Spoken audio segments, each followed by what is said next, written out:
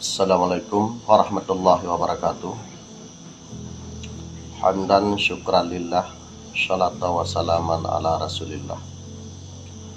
Asyhadu an la ilaha illallah wahdahu la syarikalah. Sahabat-sahabat pecinta channel Dayah Online Aceh News. Dalam kesempatan ini kita kembali membahas tentang perkembangan Aceh. Yang kita tahu bahwa sampai dengan saat ini Aceh masih belum kondusif dalam arti di sisi ekonomi dan kehidupan rakyat Aceh yang masih didera oleh kemiskinan. Sementara di Aceh sendiri, isu-isu tentang kekinian, baik menyangkut dengan perjuangan Aceh melalui MOU Helsinki atau para sahabat-sahabat atau rekan-rekan Aceh yang ada di luar negeri yang saat ini sedang menggaungkan kembali tentang kemerdekaan Aceh melalui jalur advokasi ekstralegal, itu dengan menggalang kembali dukungan kepada negara-negara luar dengan memasukkan kembali isu-isu Aceh tentang pelanggaran HAM di Aceh ke dunia luar. Nah, oleh karena itu, terlepas dari bagaimana cara membuat Aceh ke depan agar Aceh ini lebih makmur, agar Aceh bisa mandiri, yang jelas sampai dengan saat ini kehidupan mantan-mantan kombatan GAM juga masyarakat Aceh secara keseluruhan masih di dalam bingkai kemiskinan. Artinya hanya sedikit daripada mereka, baik dari kombatan ataupun masyarakat, yang menikmati hasil daripada MOU Helsinki. Sebahagian masyarakat kecewa terhadap hasil perjanjian tersebut. Walau kalau kita mengajak kembali masyarakat untuk berperang, mengajak kembali masyarakat untuk mengangkat senjata, mungkin mereka akan berpikir 10 kali lagi. Kenapa? Karena pengalaman mereka kemarin, yaitu sebahagian masyarakat yang ada di daerah-daerah pedalaman, mereka adalah orang-orang yang langsung merasakan imbas daripada konflik Aceh. Dan seharusnya mereka begitu. Aceh ini sudah damai, mereka harus diperhatikan. Karena mereka juga bagian daripada korban konflik. Namun, apa boleh dikata, nasib mereka sama saja. Perubahan tidak terjadi apa-apa terhadap mereka. Hanya sebahagian daripada masyarakat mungkin yang ada menikmati hasil daripada MOU Helsinki. Dari isu-isu yang berkembang di media sosial, misalnya yang saat ini bisa dilihat bahwa ada dua kelompok secara besar, kelompok yang mendukung MOU Helsinki dan juga satu kelompok lagi yang kembali menggaung kemerdekaan. Kelompok yang terlibat di dalam MOU Helsinki tentu juga tidak tutup mata terhadap persoalan Aceh. Mungkin tujuan semuanya sama, namun mereka lebih mengarah bahwa perjuangan mereka itu dengan cara-cara advokasi legal. Artinya mereka tetap menuntut kepada pemerintah Republik Indonesia dan juga pihak yang terlibat di dalam perdamaian untuk bisa merealisasi butir-butir yang ada di dalam MOU Helsinki. Nah, di sini masyarakat sudah sampai pada titik jenuh. Artinya mereka sudah 3 kali dipilih oleh masyarakat menduduki jabatan di parlemen, baik di legislatif, yaitu di DPR Aceh ataupun di tingkat eksekutif. Namun kehadiran daripada mantan-mantan kombatan dan aktivis-aktivis pendukung kemerdekaan Aceh kemarin di dalam parlemen tidak mampu memberikan sebuah kontribusi terhadap rakyat Aceh, apalagi memperjuangkan MOU Helsinki sesuai dengan yang sudah tertulis di dalam buku perdamaian. Kekecewaan itu dapat dilihat dari pertama sekali pemilu setelah MOU, setelah perdamaian, di kursi parlemen DPR Aceh pada waktu itu partai yang didukung oleh aktivis kemerdekaan dan juga GAM ini mencapai hasil yang maksimal pada saat periode pemilihan legislatif pertama di 2009. Dan selanjutnya di periode pemilu 2014 angkanya sudah mulai menurun. Begitu juga di pemilu 2019 kemarin itu semakin menurun. Artinya kalau dilihat dari jumlah perolehan kursi yang setiap periode semakin menurun, disinilah kita bisa menilai bahwa kekecewaan masyarakat terhadap mantan-mantan GAM yang sudah duduk di parlemen Aceh itu sudah semakin menurun.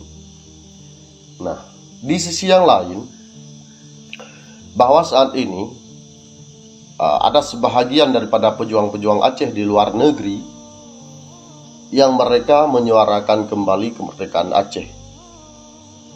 Nah, walau terjadi kontroversi di lapangan, bahwa sebahagian besar mantan kombatan juga yang sudah menerima perdamaian ini menolak untuk kembali berbicara merdeka melalui gerakan-gerakan yang frontal, melalui gerakan-gerakan yang dianggap dapat memakan korban.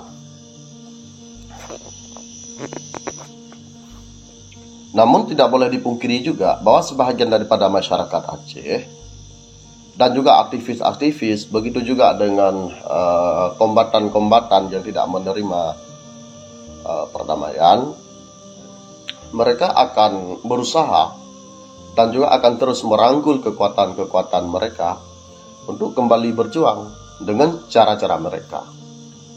Nah, dari pertanyaan saya khawatir tentang 3 hal apabila mereka kembali untuk membuat perlawanan terhadap Republik Indonesia. Yang pertama, saya mempertanyakan bahwa siapa pimpinan tertinggi mereka yang selevel dengan Hasan Tiro. Artinya di dalam kepemimpinan GAM ini,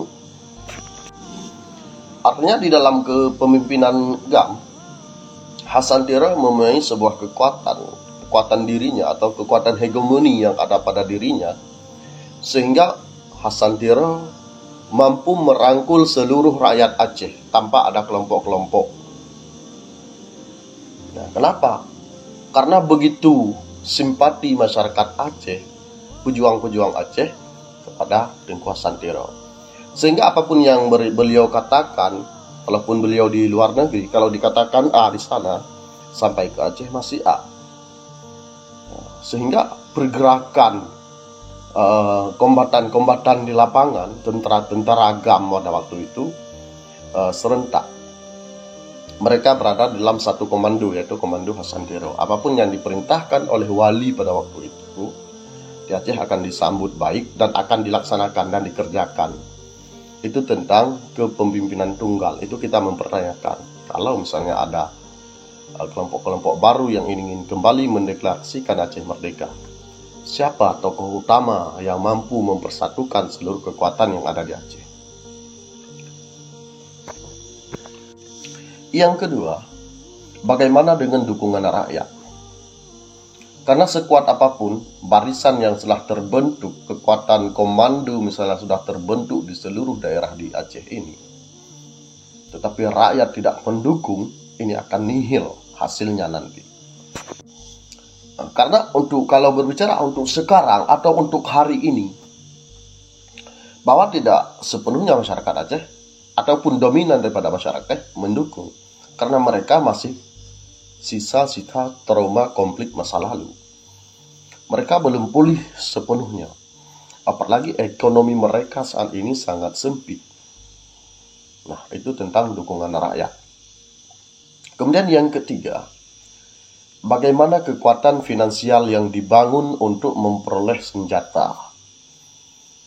Karena apapun cerita, kalau berbicara tentang perjuangan, kalau itu tidak ada, ini sangat mustahil bisa digerakkan.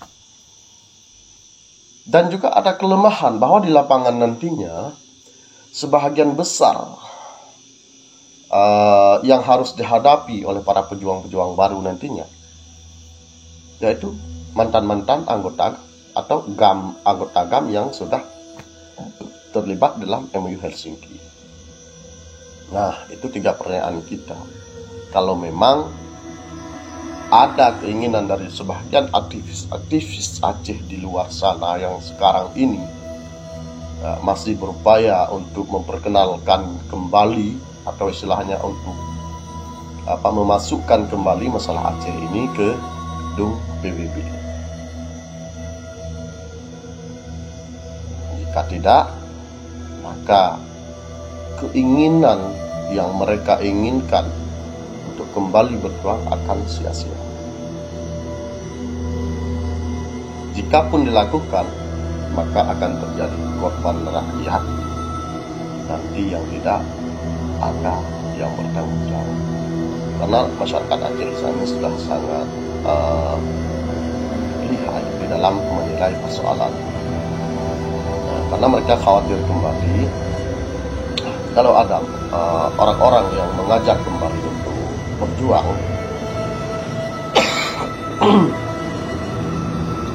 tetapi akhirnya di saat mereka sudah mendapatkan tawaran kekuasaan, tawaran jabatan atau tawaran uang, nanti kembali terjadi perdamaian. Karena sudah 2 kali bahwa perdamaian Lamkeh dan juga MOU Helsinki, yang semuanya yang menjadi korban adalah sebagian besar masyarakat Aceh.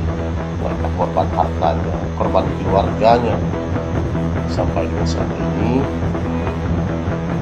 ada yang mereka belum mengetahui di mana korban daripada keluarga, anggota keluarga. Tidak sebagian daripada mereka yang sudah mendapatkan cat daripada anggota, juga yang sudah kehilangan tabungan. Tapi sampai dengan saat ini mereka mungkin belum merasakan nikmat hasil daripada anggota.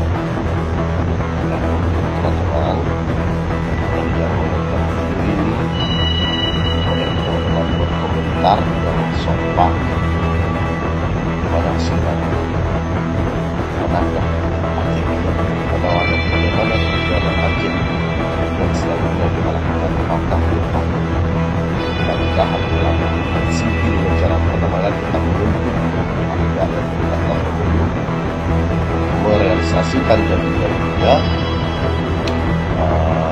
atau kita ikuti ada perkembangan yang dilakukan oleh aktivis-aktivis kita bangsa Aceh yang ada di Indonesia, yang mereka berharap bahwa ada pintu yang dibuka kembali oleh PBB untuk memasukkan kembali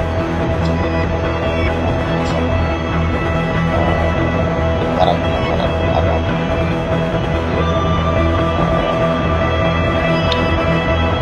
harapan sebagai masyarakat Aceh pada Rasul Awaliyah Wali Nanggro Tukuh Hasan Lutiro nampaknya sudah pupus, karena Karim sampai sekarang ini belum merespon tentang sedikit pun tentang persoalan-persoalan yang terjadi di Aceh, sehingga kita sulit menebak kemanakah arah pemikiran Karim.